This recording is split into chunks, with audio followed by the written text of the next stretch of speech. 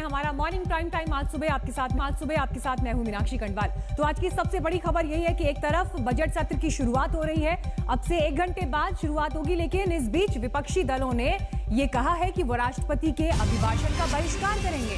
कुल मिलाकर 19 दल अब तक ये कह चुके हैं कि राष्ट्रपति के अभिभाषण का वो बॉयकॉट करेंगे। हालांकि अब इसमें बीएस है, कल जो 16 दलों के नाम आए थे उसमें बीएसपी का नाम नहीं था। कांग्रेस समेत अन्य विपक्षी दलों ने राष्ट्रपति के अभिभाषण के बहिष्कार का कल ऐलान किया। अब इसमें बाद में आम आदमी पार्टी, शिरोमणि अकाली दल और बीएसपी भी शामिल हो गए हैं। तो कुल मिलाकर अब ये 19 दल हैं जो नाराजगी जता रहे हैं कि जिस तरह से कृषि कानून इससे पहले पास हुए थे, अब तक सरकार की जो स्ट्रैटेजी रही उसके खिलाफ विरोध जताते हुए राष्ट्रपति के अभिभाषण में, जो कि परंपरा है एक, जब बजट सत्र की शुरुआत होती है उससे पहले राष्ट्रपति अभिभाषण देते हैं जिसमें सरकार की बजट को लेकर सोच और आगे अर्थव्यवस्था को लेकर क्या प्लानिंग रहेगी उसकी एक झलक उनके भाषण में दिखाई देती है। लेकिन इस रस्मी रवायत का भी विरोध कर रही है विपक्षी पार्टियां।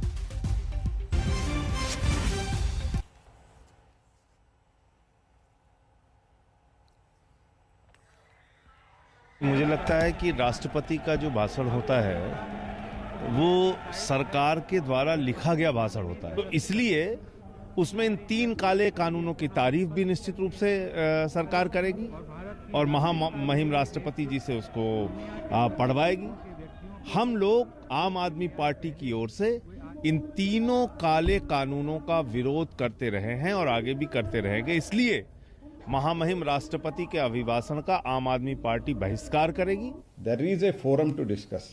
After the president address, there is a forum. You can discuss whatever you want. And we are in the BSc, whatever time is decided, that government is ready to accept. It is 10 hours, 10 hours, 12 hours, 12 hours. We are ready to debate in detail, in length. You can put forth your views. We will put forth our views. तो आज इसी पर हम चर्चा करेंगे। हमारे साथ तमाम खास मेहमान जुड़ चुके हैं पैनल पर। बीजेपी से हमारे साथ प्रेम शुक्ला आ गए हैं, हमारे साथ कांग्रेस पार्टी से आलोक शर्मा जी आ गए हैं, रिजू दत्ता हमारे साथ मौजूद हैं टीएमसी से, और लव कुमार सिंह हमारे साथ जेडीयू से इस वक्त जुड़ गए हैं। आलोक जी, सबसे पहले आपके साथ में शुरुआत करना चाहूंगी। कांग्रेस समेत 19 विपक्षी दल हो गए हैं जो राष्ट्रपति के अभिभाषण का विरोध कर रहे हैं। कुछ अलिखित से नियम है या उन्हें परंपराएं कह लीजिए कि राष्ट्रपति के अभिभाषण में विपक्ष भी मौजूद रहता है, लेकिन जब आप इस बात को लेकर कह रहे हैं कि आप विरोध करेंगे, बहिष्कार करेंगे, क्या संदेश आप देना चाहते हैं? देखिए, मुझे लगता है कि जितनी भी संसदीय परंपराएं हैं वो पिछले 6 वर्षों में पूरी तरह से धूमिल हुई हैं। ये सवाल तो सरकार से पूछा जाना चाहिए कि आज विपक्ष बॉयकॉट करने पर मजबूर क्यों है। मुझे वो अरुण जेटली साहब का भाषण जो है राज्यसभा के पटल पर याद आ रहा है कि संसद को कैसे चलाना है। ये काम तो शासन का है, सरकार का है, रूलिंग पार्टी का है। और वो सुषमा स्वराज जी का भाषण भी मुझे लोकसभा का याद आ रहा है। मुझे लगता है कि जिस तरह से आज राष्ट्रपति महोदय की जो भूमिका होनी चाहिए तमाम मुद्दों को लेकर, जिस तरह से राष्ट्रपति महोदय को कृषि कानूनों के बीच में खास तौर पर इंटरफेयर करना चाहिए था, और जिस तरह से किसानों के साथ केंद्र की सरकार ने बर्ताव किया है, विपक्ष का जो साझा फैसला है ये भारतीय लोकतंत्र और संसदीय परंपराओं के लिए और ज्यादा मजबूत करने का काम करेगा। आप देखिए कि जब संसद में कोरोना का नाम लेकर जिस तरह से प्रश्नकाल तक को खत्म कर दिया गया, तो संसदीय परंपराओं की बात तो आज बीजेपी बिल्कुल भी ना करे। आज केवल ये देखना है कि अन्नदाता के जो अन्याय हो रहा है उसके साथ कौन खड़ा है। ठीक है, तो आलोक जी, आगे की स्ट्रैटेजी क्या रहेगी आप लोगों की? के साथ कौन खड़ा है? ये जो विरोध है, ये जो बहिष्कार, ये सिर्फ राष्ट्रपति के अभिभाषण तक सीमित है कि आगे बजट सत्र तक भी जाएगा? देखिए, मुझे लगता है अभी जो निर्णय लिया गया है वो मीडिया के माध्यम से देश को दिया गया है। अगर इस तरह का कोई आगे निर्णय होगा उसकी मुझे जानकारी नहीं है, लेकिन अगर होगा तो जरूर सबसे पहले मीडिया के साथियों के माध्यम से ही देश को बताया जाएगा। रिजू दत्ता जी, आप आइए चर्चा में। ये भी तो एक स्ट्रैटेजी हो सकती थी कि आप राष्ट्रपति के अभिभाषण में शामिल होते, क्योंकि ये एक परंपरा है लोकतंत्र की, एक मजबूत तस्वीर है। आप विपक्ष को भी वहां पर उतनी मजबूती से होना चाहिए था, लेकिन जब राष्ट्रपति के अभिभाषण में वोट ऑन थैंक्स पर चर्चा होती तो वहां पर आप अपने बिंदु और अपनी चर्चाओं को, अपने विरोध को रख सकते थे। मीनाक्षी जी, पहले तो आपको गुड मॉर्निंग और गुड मॉर्निंग सारे पैनलिस्ट को। देखिए, ये हमें राष्ट्रपति जी के अभिभाषण के खिलाफ हम लोगों का कोई मुद्दा नहीं है। ये मुद्दा है कि सांसद के जो परंपरा है सबका तो गला घोट दिया गया है। आपको याद होगा, मैं आपको याद दिला देना चाहता हूं कि नवंबर 2019 में भी जब ये कृषि कानून लागू हुआ था, संसदीय सारे परंपराओं का गला घोट के, तब भी सारे विरोधी पक्ष बाबा अम्बेडकर साहब के मूर्ति के सामने जाके इन्होंने विरोध किया था। पर उसका कुछ मसला, यहाँ पर बात यह है ना कि ये देश चलता है एक इंसान के ऊपर, ये देश दुनिया का नहीं है। और आप जिस लोकतंत्र और गणतंत्र का बात कर रहे हैं, वो अभी मिहाजी किताबी शब्द होके रह गए। कहाँ है लोकतंत्र, कहाँ है गणतंत्र, आप बताइए हमें। यहाँ पर कुछ भी अगर विरोधी पक्ष कुछ भी बोलने जाए, उनके ऊपर तो स्टैंप लगा। अगर हम आज केंद्रीय सरकार को एक प्रश्न करने जाए, हमारे ऊपर स्टैंप लगा दिया जाएगा कि हम देश विरोधी है। ये तो हालत हो गई। नहीं, लेकिन रिजु दत्ता जी देखिए, विपक्ष की मंशा पर सवाल इसीलिए खड़े हो जाते हैं ना, क्योंकि अगर आप पश्चिम बंगाल की सूरत भी देखें तो जब आप किसानों की बात करते हैं, लेकिन वही केंद्र की योजनाएं लागू नहीं करते, क्योंकि सीधे सीधे आपका टकराव बीजेपी से है। आपकी जो मंत्री हैं, आपकी मुख्यमंत्री जो हैं, आपकी सुप्रीम लीडर हैं, वो तो इस तरह का विरोध रखते हैं कि केंद्र की योजनाओं को भी, संघीय ढांचे को भी रिस्पेक्ट नहीं करते हैं। मीनाक्षी जी, इसीलिए तो मंशा पर सवाल खड़े होते हैं। मैं बता रहा हूं आपको, ये जो केंद्रीय सरकार है, जो अभी बीजेपी की सरकार हम बोल सकते हैं, ये जो बीजेपी की सरकार है, ये लोग किसानों को सिर्फ झूठा दिलासा दे रहे हैं। ये लोग झूठे लॉलीपॉप देके वोट्स खरीदने चाह रहे हैं। हमारे बंगाल में दीदी ने जो कृषक बंधु योजना चलाया है, उसमें 73 लाख किसान तो इस योजना के अंदर में है।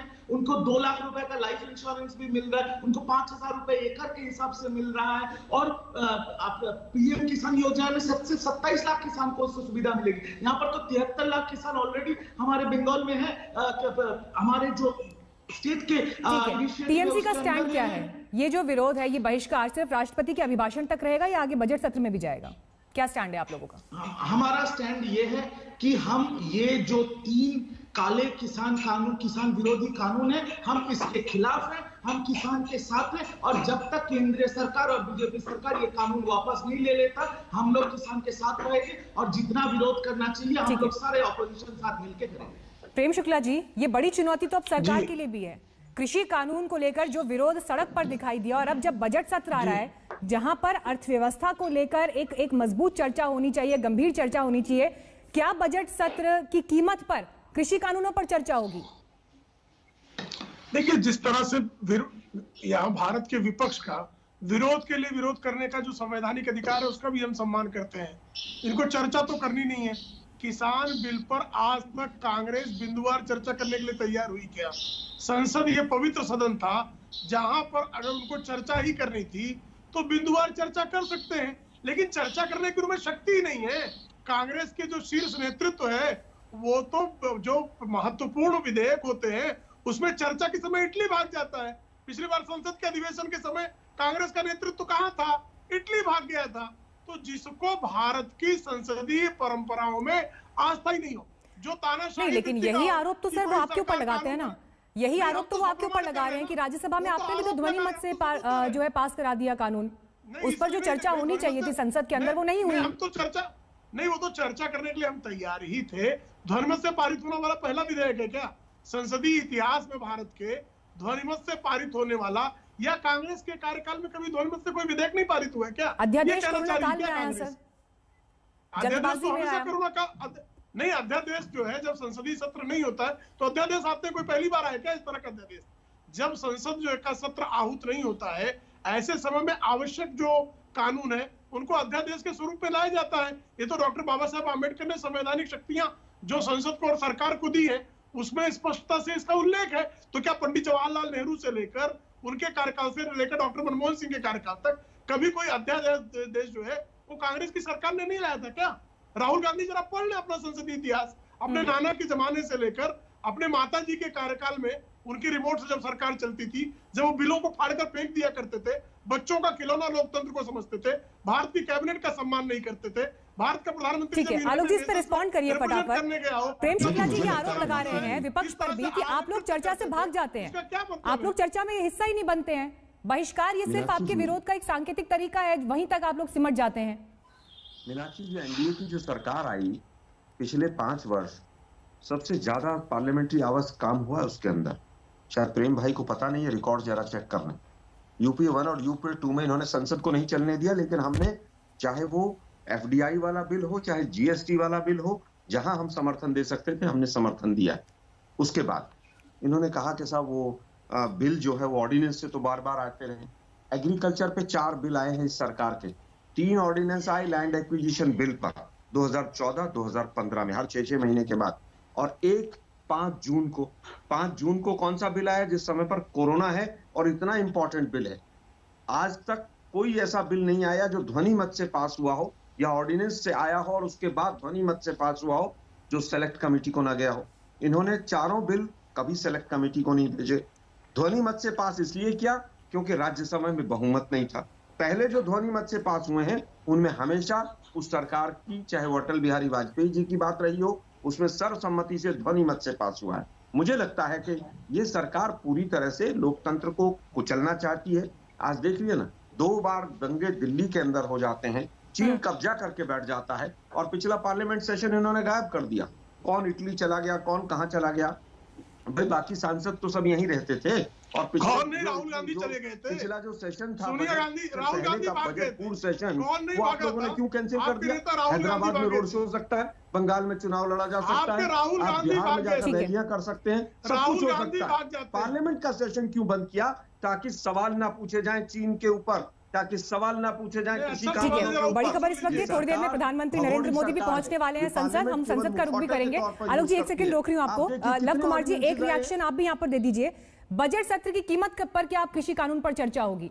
क्योंकि जो सड़कों पर जिस तरह से आंदोलन चला है उसकी गूंज अब अगर बजट सत्र पर भी दिखाई देगी, और बजट सत्र अगर उसके लिए कॉम्प्रोमाइज होता है, तो इस व्यवस्था पर क्या बोलेंगे आप?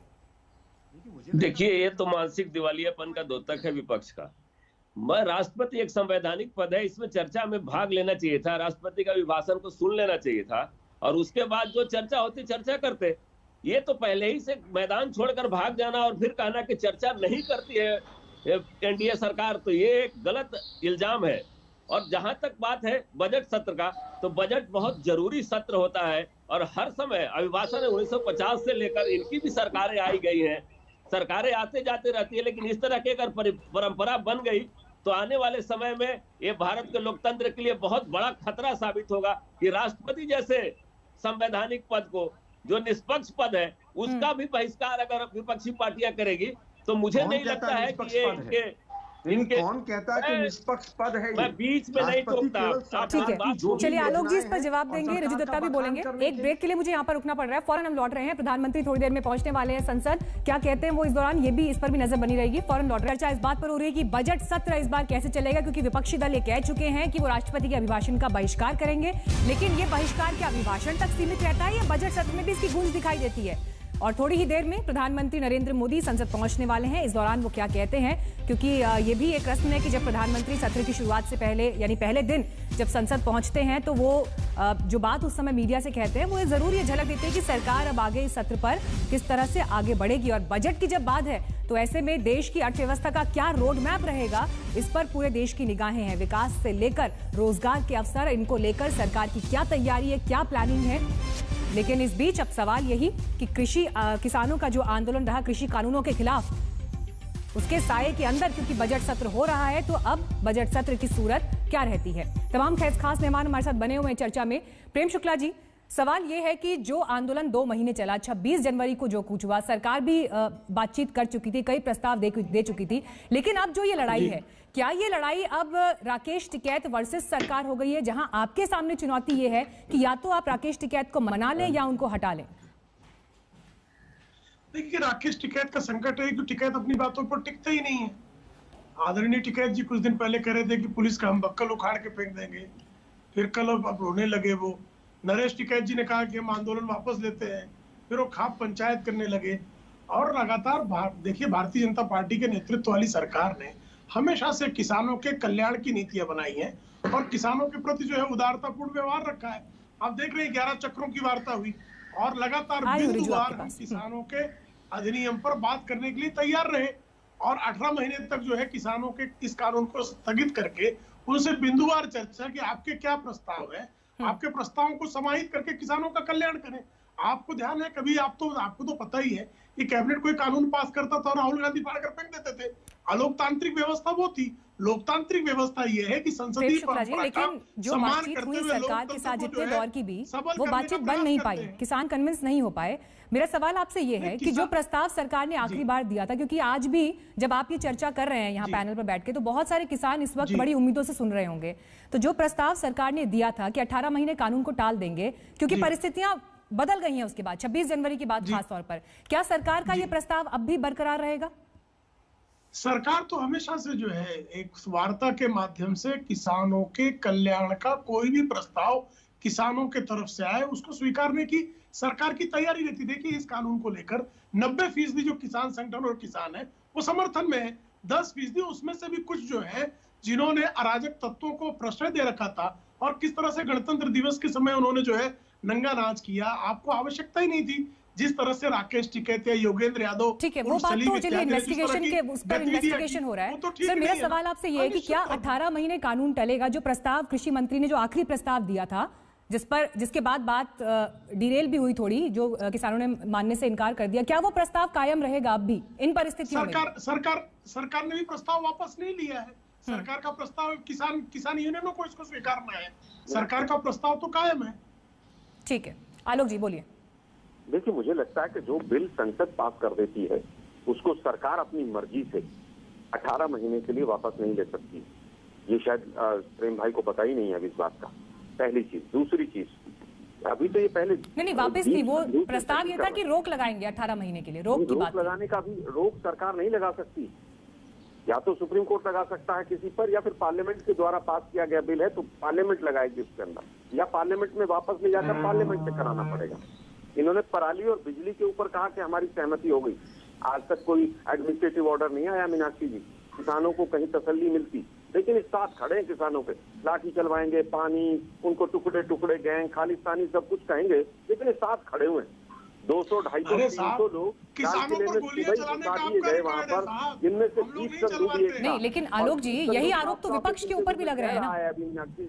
लेकिन आलोक जी यही आरोप तो विपक्ष के ऊपर भी लग रहे हैं, क्योंकि संसद में तो आप कानून को रोक नहीं पाए पास होने से। नहीं आलोक जी सुनिए, आलोक जी यही आरोप विपक्ष के ऊपर भी है कि संसद में तो आप कुछ कर नहीं पाए, लेकिन अब आप किसान आंदोलन को लेकर अपनी राजनीति चमकाने में लगे हैं, यही आरोप आपके ऊपर लगा रही है सरकार।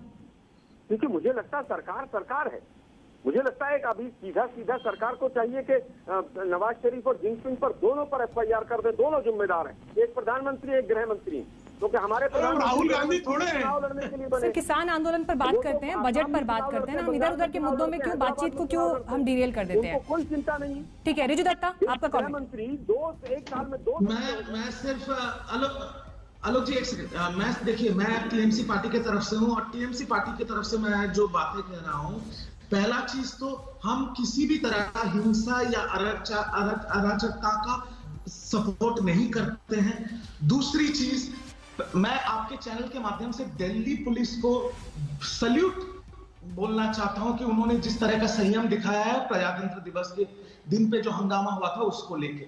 पर यहाँ पर एक बहुत अहम सवाल उठता है जो मैं आपके दर्शकों को और बीजेपी के प्रवक्ता को पूछना चाहता हूं कि ये जो हमारे किसान हैं, ये लोग तो 2 महीने से सड़कों पे बैठे हैं। आप लोगों ने 11 बार चर्चा किया, पर चर्चा का पहला दिन से तो ये लोग बोल रहे हैं कि ये कानून को आप वापस लाइए, पार्लियामेंट में दूसरा बिल लाके ये कानून को वापस लाइए। आप लोग 11 बार क्या चर्चा किया? अगर आप चर्चा में इसलिए बैठ रहे हैं कि आपको आपका ही मुद्दा रखना है, तो चर्चा का क्या मतलब है? नहीं, लेकिन रिजु दत्ता जी, अब सवाल तो इस मंशा पर भी उठ रहे हैं ना कि जो नेता बातचीत की टेबल पर बैठ रहे थे, अगर यहाँ पर वेस्टेड इंटरेस्ट शामिल थे, बातचीत को अगर जानबूझकर सक्सेसफुल नहीं होने दिया जा रहा था अपनी राजनीति के लिए, अपने आप को चमकाने के लिए, तो फिर इसका मतलब वो बातचीत भी सही दिशा में नहीं जा रही थी। ये आरोप भी किसान संगठनों के ऊपर है ना। क्या इस बात को पूरी तरह से नजरअंदाज किया जा सकता है?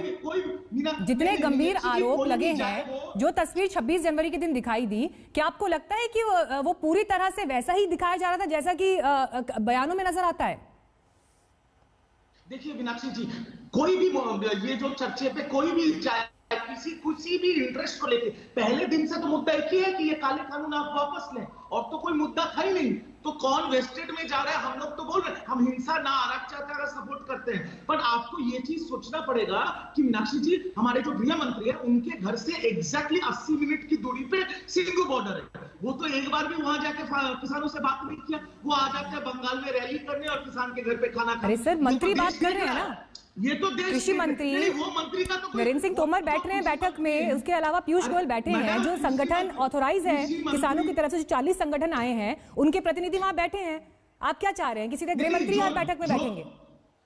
तो आप एक चीज बताइए, गृह मंत्री ने भी बुलाया ही था एक बार बैठक के लिए। तो 26 जनवरी को जो हंगामा हुआ दिल्ली में, जब हमारा पूरा दिल्ली जल रहा था, वहां पर गृह मंत्री क्या कर रहे थे? क्या ये केंद्रीय सरकार और गृह मंत्री की कानूनी व्यवस्थाओं का बहुत बड़ा मतलब नाकामी नहीं है? गृह मंत्री को भी तो उसका जवाब देना पड़ेगा कि ये चीज हुआ क्यों पहले से। ठीक, पहले थोड़ा। नमस्कार, मैं हूं अंजना ओम कश्यप। हमें उम्मीद है ये वीडियो आपको पसंद आया होगा।